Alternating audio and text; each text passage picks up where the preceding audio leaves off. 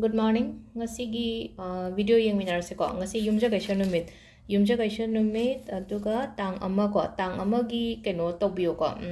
Date 1 yise na hange hadi tha kuding gi tha horpo numita hai na ko ina cinnamon powder ko bagta hapaga hadi egi main door dagi lepaga blow to chamdo dum malaire ko. Aduga hadi 111 oibani na ko hadi 111 se yamna dum keno oiba number ni ko hadi अखोगी number कईनोदगा हारगदी को हादी अखोइना न्यूमोलॉजी दा कईदा हारगदी अदुमाइन तौरगा हादी 1 से यामना 1 हारगदी leadership अदुदु अदुम्बा मयाम अमसु लेजरेनो को अदु 1 गी एनर्जी से याम फै को अदुना हादी 111 गी मैनिफेस्टेशन गी ngarang aina video hapkiu adu haipetang check to bio ko yengdaba yauragadi aduga ngasigi numit ko hadi portal se 111 gi portal se hadi sida manifest to bi yai ko any adum wish agi apamba adum ba mayam do ada I hapet niom di khara di high gram ne ko aduna adu oire aduna tabi do aina na hangai to bo ritual sum khara understand to bo manifestation gum ba laira ga dine adu follow to ro su kai de ko aina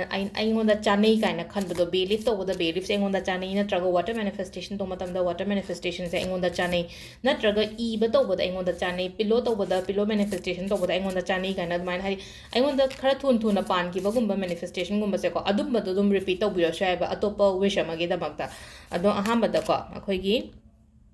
card की message से young मिनर से को अदु गई timing so हाइरागे अदु युमजा का show बनेना number से 104 लेरे को अदुगा कलर दना खोगी ग्रीन कलर लेरे को नंबर्स का कलर से ना अदु सिदगी को सिदगी 3 कार्ड्स का तंग लो तो से को कार्ड नंबर 1 2 3 को 1 2 3 सिदा लेरे अहम कार्ड से को अहम कार्ड से थबक खर यामगनी को से थबक यामबनी खंगदे थबक चिनबनी खंगदे को हाइडी बर्डन खतंग लेबगी टाइप तो तवे को ngasi से अदुगा केनो से तो खतंग को हाइडी थबक से यामे खलगदी हाइडी अइना येनथोकपनी खंगदे नत्रगा हाइडी कनानोम द तवन खर मतेंग नोम लोबसु के सुकाइदे को हाइडी इथंद लोइन तौगे काइना को होना गनो बदुम से लेसे को आम बलाई से को अदुगा अनि सुबसिना को खतंग मूड कुंबा कै गुंबा नुंगाइ गनी को हाइडी वखन नुंगाइ बा हाइबदो खतंग नुंगाइ बा अदु खतंग खरसु केनो गुंबा तौबी को हाइडी मैनिफेस्टेशन गुंबा नुमित सु ओरे को अदु हाइडी खतंग वखन से खर नुंगाइ अमु हेना नुंगाइ ना बगी दमकता हाइडी मैनिफेस्ट गुंबा तौबियो लाइ गुंबा निंगबा खोपा लेना को हाइडी चांटिंग गुंबा तौबा खोपा अदुम बसुदुम याइ को अदुगा अहुम सुबसिना को कहीं तौरे को खतंग सिदना हाइडी 5 ऑफ सोर्ड्स है लाइक को 5 ऑफ सोर्ड्स से खतंग नेगेटिव ओइ को कार्ड से अदुना हाइडी नेगेटिव ओइबा कार्ड नि ना हाइडी थॉट नेगेटिव थॉट नि खंगदे नेगेटिव ओइबा इवन नि खंगदे दुमाइना ngasi sum ai mamang da gumba दुमाइना गुंबा Lakpa खोटपा अदुम बखरा लेगनी को हाइडी वखन ngasi हाइडी इंसिडेंट मंग नत्रगा जो वखन दा गुंबा नेगेटिविटीज गुंबा कै गुंबा मयाम मा लाकपा से को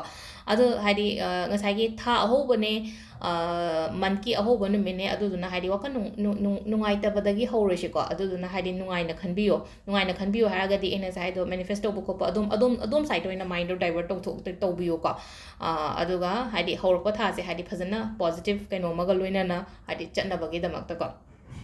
अदो टाइमिंग से ना अयुक की पुंग मंगागा मिनिट कुन माथोइदगिना पुंग निपान गा मिनिट मापन फाउम लेरे को अदगी मापन गा मिनिट कुंट्राम दोइदना तरागा मिनिट यांखै निपान फाउम लेरे अदगी अमगा मिनिट निफु तरुक्तगिना पुंग मरीगा मिनिट कुंट्रा मरी फाउम लेरे अदगी अमुक तरुक मिनिट तरा दगिना नुंगांगी पुंग तरागा मिनिट यांखै निपान फाउम लेरे को अदुगा नोंगालमदागिना पुंग अनिगा मिनिट तरा दगिना अहुमगा मिनिट निफु तरुक अदो सिदा सिगी मतम से तौबिरसु याय नत्रगा अतोप मतम आइना हाइडी सिदा आइना हारि मतम से संगौद्रे नत्रगा आइदो बिजी होए खोले हारगदी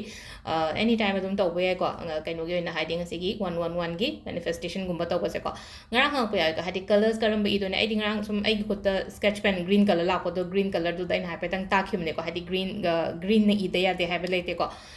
मैनिफेस्टेशन तो मतम दा हाइडी एनी कलर ने इबे याय इबे दी कैसु काइदेबल लोइने इयोबा ब्लैक खतंग इगनो बा खंब्रा हाइडी आइना अपाम पोट तो हाइडी ब्लैक टिशन अबिगनो को ब्लैक सिना आइना हाइबदो हाइडी नेगेटिविटी रिलीज तो बद ब्लैक सिन अबियोबा हाना वीडियो येंग मै दि खंगने को अदुगा अनोबा सुम लाक पोरगा दि को हाइडी ब्लैक से कैगी नो हाइबतम ब्लैक इट्स रिलीजिंग गी दो इन सिने को अदुना हाइडी फतबा रिलीज तो हनबा कोलनबा मथंग मथंग अदुम हापक यारकनी को करम कांदा तौगदम no खोदकदम no हाइबदो अदुना Heidi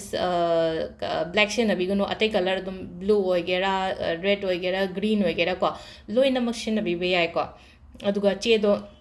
ngasi aina ngarang haigi bado ko 11 wish ꯁꯦꯝꯕꯗꯣ ꯑꯗꯨꯝ ꯊꯝꯃꯣ ꯍꯥꯏꯗꯤ 11ꯗꯨꯗꯤ ꯉꯁꯥꯏ ꯍꯥꯏꯗꯤ ꯑꯣꯏꯔꯛꯄ ꯋꯤꯁꯇꯣ ꯕꯔꯟ ꯇꯧꯊꯣꯛꯑꯣ ꯍꯥꯏꯕꯅꯦꯕꯀꯣ ꯑꯗꯨꯒ ꯑꯃꯅ ꯉꯁꯥꯏꯒꯤ ꯍꯥꯏꯗꯤ ꯑꯃꯗ ꯄꯨꯂꯞ ꯍꯥꯏꯗꯤ ꯁꯦꯝ ꯋꯤꯁꯇꯣ ꯑꯩꯅ 11 times ꯏꯔꯦꯅ ꯈꯜꯂꯁꯦꯕ ꯑꯇꯥꯔꯒꯗꯤ ꯍꯥꯏꯗꯤ ꯑꯗꯨꯗꯣ ꯈꯨꯗꯛꯇ ꯕꯔꯟ ꯇꯧꯒ ꯅꯠꯇ꯭ꯔꯒ ꯍꯥꯏꯗꯤ ꯄꯣꯠꯇꯣ ꯑꯣꯏꯔꯀꯥꯟꯗ ꯑꯗꯨꯝ ꯑꯩꯅ ꯍꯥꯏꯁꯦ ꯊꯨꯞꯆꯜꯂꯒ ꯀꯗꯥꯏꯗꯅꯣꯃ ꯀꯥꯎꯊꯣꯛꯈ꯭ꯔꯣꯕ ꯅꯝꯁꯤꯜꯂ ꯊꯝꯈ꯭ꯔꯣꯕ ꯍꯥꯏꯗꯤ ꯎꯄꯨ ꯃꯅꯨꯡꯒꯤ ꯖꯒꯥ ꯀꯣꯔꯅꯔ ꯑꯃꯗ ꯕꯦꯛ ꯃꯆꯥ ꯑꯃꯗ ꯍꯥꯞꯄꯒꯅꯤ ꯈꯪꯗꯦ ꯀꯩꯅꯣꯝ ꯕꯣꯛꯁ ꯃꯆꯥ ꯑꯃꯗꯅꯤ ꯍꯥꯞꯄ ꯈꯪꯗꯦ ꯑꯗꯨꯃꯥꯏꯅ ꯇꯧꯔꯒ ꯍꯥꯏꯗꯤ ꯃꯦꯅꯤꯐꯦꯁꯇꯦꯁꯟ ꯑꯗꯨꯝ ꯍꯥꯏꯗꯤ ꯇꯧꯔꯒ ꯀꯥꯎꯊꯣꯛꯄꯁꯦ ꯌꯥꯝ ꯐꯩꯌꯦꯕ ꯅꯠꯇꯕꯤꯗꯀꯣ ꯑꯩ ꯃꯦꯅꯤꯐꯦꯁꯇꯦꯁꯟ ꯇꯧꯈꯤꯕꯅꯤ ꯍꯧꯖꯤꯛ ꯐꯥꯎꯕ ꯂꯥꯛꯇ꯭ꯔꯤ ꯍꯧꯖꯤꯛ ꯐꯥꯎꯕ ꯑꯣꯏꯗ꯭ꯔꯤ ꯈꯣꯠꯇ꯭ꯔꯤꯅ ꯑꯗꯨꯃꯥꯏꯅ ꯍꯥꯏꯗꯤ ꯗꯦꯁꯄꯔꯦꯠꯂꯤ ꯉꯥꯏꯗꯕ ꯍꯥꯏꯗꯤ ꯉꯥꯏꯉꯝ ꯁꯤꯡꯉꯝꯗꯕꯁꯦ ꯀꯩꯅꯣ ꯇꯧꯗꯦꯀꯣ ꯍꯥꯏꯗꯤ ꯌꯥꯗꯦꯀꯣ ꯑꯗꯨꯗꯨꯅ ꯍꯥꯏꯗꯤ ꯂꯦꯠ ꯒꯣ ꯇꯧꯍꯜꯂꯣꯕ ꯍꯥꯏꯗꯤ ꯅꯤꯔ ꯃꯇꯨꯡꯗ ꯂꯦꯠ ꯒꯣ ꯇꯧꯍꯟꯒꯣꯕ ꯈꯜꯂꯒ ꯑꯗꯨꯝ ꯂꯩꯇꯕꯗꯣ ꯍꯥꯏꯗꯤ ꯑꯩ ꯑꯗꯨꯗꯣ ꯈꯟꯈꯤꯕꯅꯦ ꯍꯥꯏꯅ ꯑꯗꯨꯃꯥꯏꯅ ꯇꯧꯔꯒꯀꯣ ꯑꯗꯣ ꯁꯤꯗ ꯂꯩꯔꯦ ꯑꯩꯈꯣꯏꯒꯤ ꯉꯁꯤꯒꯤ ꯑꯣꯏꯅ ꯌꯨꯝꯖꯀꯩꯁꯥ ꯅꯨꯃꯤꯠꯀꯤ ꯀꯥꯔꯗ ꯔꯤꯗꯤꯡ ꯑꯗꯨꯒ ꯇꯧꯒꯗꯕ ꯈꯔꯒꯀꯣ ꯊꯦꯡꯛ ꯌꯨ